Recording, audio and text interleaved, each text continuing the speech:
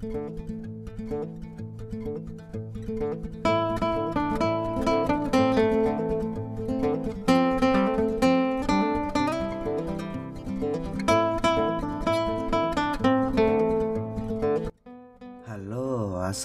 warahmatullahi wabarakatuh. Jumpa lagi ya sama saya si Tenisi Deso. Gimana kabar sobat semua? Baik-baik saja ya. Oke, kali ini kita akan kembali lagi ke HP servisan guys. Jadi baru saja saya itu dapatkan servisan HP SAP. Jika kita mendengar brand SAP, itu identik dengan kulkas ya ataupun TV SAP. Namun di brand ini juga mengorbitkan atau merilis di produk smartphone ya. Nah, ini adalah HP SAP, modelnya itu FS8001 atau SAP MS1. Nah, ini SAP ini produk Jepang atau produk Indonesia ya? Yang tahu boleh tulis di kolom komentar ya. Oke, ini untuk memastikan keadaannya kita mesti cek dengan smart USB ya. Saat saya coba cas dengan smart USB tanpa ada respon. Lalu di HP-nya itu juga tidak ada respon. Getar juga tidak ada. Jadi intinya HP ini saya terima dalam keadaan mati total. Bilang pemilik, HP ini tuh sebelumnya pernah diservis ya. Namun mungkin udah terlalu lama sehingga diambil sama pemiliknya. Lalu dibawalah ke tempat saya. Nah, ini untuk di bagian back covernya pun masih kondisi terlepas ya. Jadi ini kita langsung saja ke bagian mesin ya. Jadi nggak perlu buka back covernya. Oke, ini kita akan pastikan dulu ya. Tadi sudah kita cas dengan smart USB nggak ada respon. Nah, bagaimana jika kita lepas baterainya lalu kita cas? Ternyata tidak ada respon juga. Ini artinya mesin almarhum. Jika tadi ini ada respon, gambar indikator baterai walaupun tanpa pengisian ya, itu artinya baterai yang almarhum.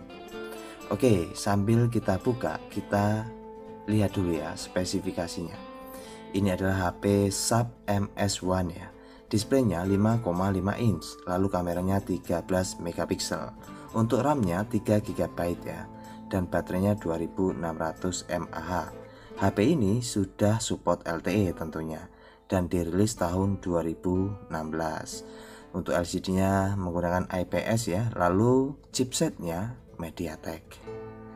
Wow, dan ini internalnya 64 GB ya. Oke, kita bongkar mesin ya. Jadi kita sudah analisa tadi itu tanpa baterai ataupun dengan baterai, dicek atau dicas itu nggak ada respon. Artinya mesin almarhum ya. Nah, untuk kasus tanpa ada respon itu biasa yang paling sering terjadi kerusakan itu di IC power. Itu yang sering ditemui di lapangan ya. Itu baik di HP apapun ya, HP Android. Jika kita temukan dicas tidak ada respon, lalu dicopot baterai juga nggak ada respon, itu kebanyakan IC power yang bermasalah. Namun lebih fixnya sih sebetulnya cek dengan power supply ya. Untuk kali ini saya tidak akan cek dengan power supply, tapi langsung saja saya akan coba iseng-iseng berhadiah ya. Seperti biasa guys. Kita akan lakukan rehot IC power. Nah, pertanyaannya di mana IC powernya? Oke, kita akan coba bongkar hingga ke bagian mesin ya.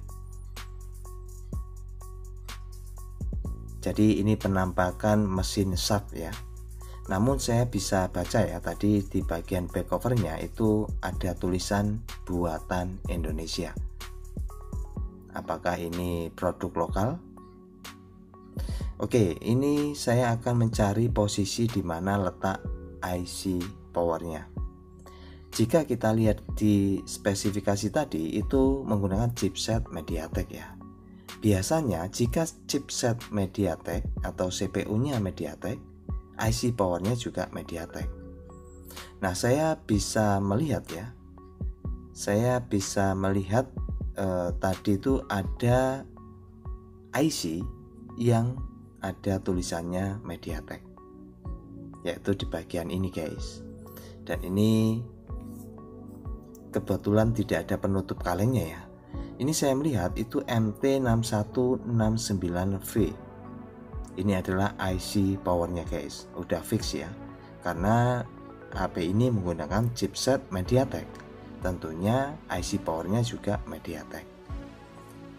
Begitu pula untuk HP yang chipset Qualcomm. Biasanya IC powernya itu juga PM ya kodenya.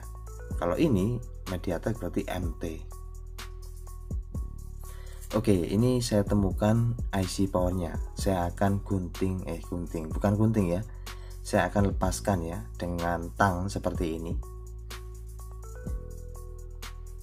Jadi tujuannya supaya proses rehoutnya itu bisa sempurna ya, tidak tertutupi dengan kaleng. Oke guys, ini sudah saya lepaskan ya untuk di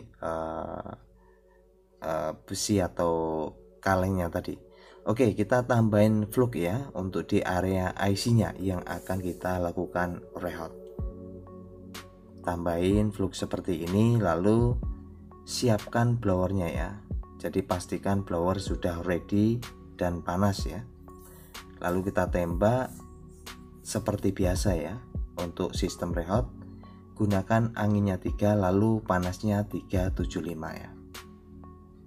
Tembak terus sampai kira-kira itu mendidih ya. Plukuduk, plukuduk, plukuduk. Nah, jika dirasa sudah mendidih, dan pastikan jangan lebih dari 1 menit ya untuk proses rehoutnya. Ya, ini metode iseng-iseng berhadiah ya. Jika berhasil ya alhamdulillah.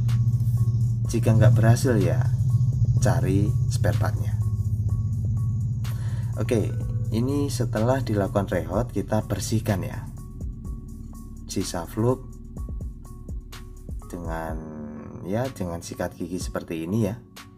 Bisa juga tambahin cairan thinner. Oke, pastikan dia sampai dingin ya. Lalu kita akan langsung rakit kembali. Jadi ini menggunakan MT6169V. Itu kalau tidak salah sama dengan IC power di Samsung J2 Prime MT6169V. Oke, ini kita rakit kembali ya. Oke, kita pasangkan konektor, lalu fleksibel bagian tengah juga ya. Dan kalau saya lihat ini mesin HP sub ini hampir mirip dengan Lenovo Lava ya kualitasnya. Oke, ini kita akan langsung tes ya dengan Smart USB. Apakah sudah ada respon? Bismillahirrahmanirrahim. Mudah-mudahan langsung lancar ya. Oh, nggak ada keterangan. Oh, nyala guys, alhamdulillah muncul logo Android. Iya, mantap jiwa, mempesona. Oh, amazing, 68% ya. Jadi Smart USB awalnya tadi tidak merespon ya, lalu langsung menyala. Ya, alhamdulillah. Nah, mungkin ada yang bertanya ya, Bang Tekso, apakah itu awet? Yang sering saya temui itu ada yang awet, ada yang tidak ya. Namun yang jelas kita harus jujur ya apa adanya dengan pemilik, bahwasanya ini tanpa diganti. Kalau pemilik menginginkan ya mesti kita. Wah, ternyata nggak bisa disentuh ya. Wow, nggak bisa disentuh guys. Masalah lagi nih. Wow, ternyata nggak bisa disentuh ya. Ya, padahal secara fisik saya melihat LCD masih mulus ya, touchscreen juga tanpa ada retak. Namun ini nggak bisa disentuh. Jadi touchscreen not working ya, tidak berfungsi. Waduh, ini ini masalah lagi guys. Ini untuk spare part LCD-nya ini lumayan susah nyarinya guys. Ya adanya biasa di toko online ya. Kalau di toko spare part terdekat itu kayaknya susah untuk nyari, nggak ada kayaknya. Oke, ini saya akan coba angkat LCD ya. Saya akan pastikan apakah ada soket untuk bagian touchscreen-nya. Siapa tahu korosi atau yang lainnya ya. Oke, ini sudah saya panasi dengan LCD separator, jadi saya tinggal lepaskan saja. Ya, saya akan memastikan untuk bagian konektor fleksibel touchscreen. Nah, ini letaknya ya. Nah, rupanya dia model soket ya, seperti ini. Kita lepaskan dulu ya untuk soketnya. Biasanya itu tanda-tandanya untuk bagian touchscreen ada IC hitam seperti ini ya. Lalu ada soketnya, itulah bagian fleksibel touchscreen-nya. Lalu apa yang mesti kita lakukan? Kita coba bersihkan aja ya dengan cairan thinner.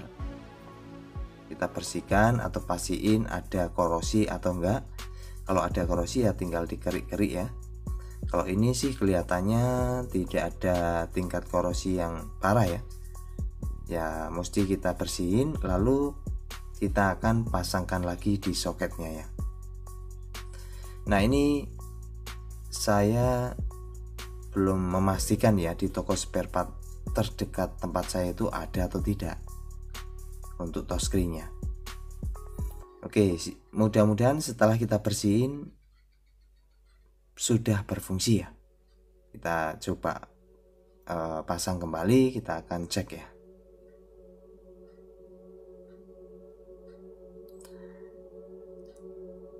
Oke, ini muncul logo Android lalu wow, Sharp. Kayak TV aja nih, Sharp. Namun kalau Sharp ini identik kulkas ya. Wah, masih tetap nggak fungsi ya.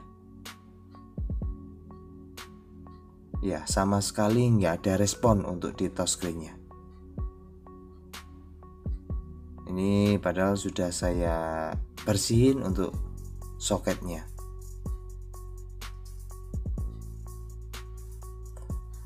Ini saya coba pastiin di bagian fleksibel ya, konektor.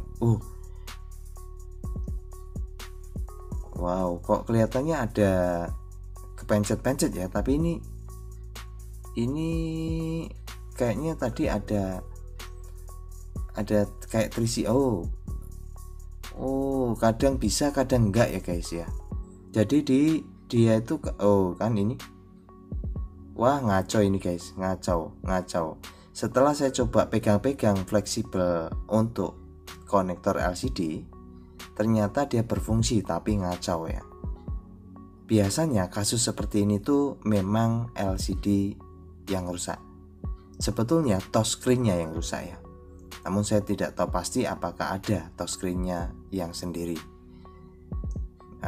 Mungkin kalau untuk Sharp ini satu set ya dengan LCD-nya. Saya belum memastikan di toko online ya. Ya, ini saya pastiin saya ya nggak bisa lanjut guys, karena memang terkendala ya untuk di spare part-nya. Saya mesti sampaikan dulu konfirmasi sama pemilik ya, apakah mau jika dibelikan via online.